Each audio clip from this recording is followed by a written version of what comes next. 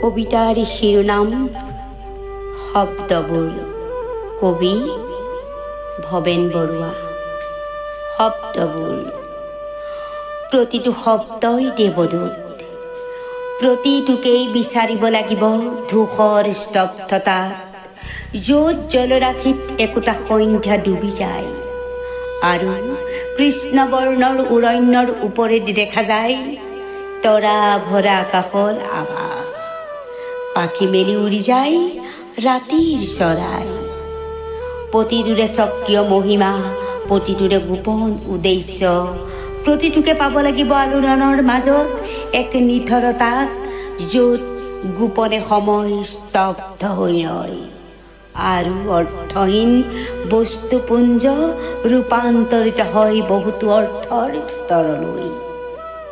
প্ৰতিটোৰে নিৰ্ধাৰিত স্থান নক্ষত্ৰবোৰৰ দৰে এখন আকাশত, আৰু প্ৰতিটো নীৰৱ দ্ৰষ্টা যেন বহুতো জোৱাৰ ভাটাৰ লানি লানি ঢৌবোৰৰ।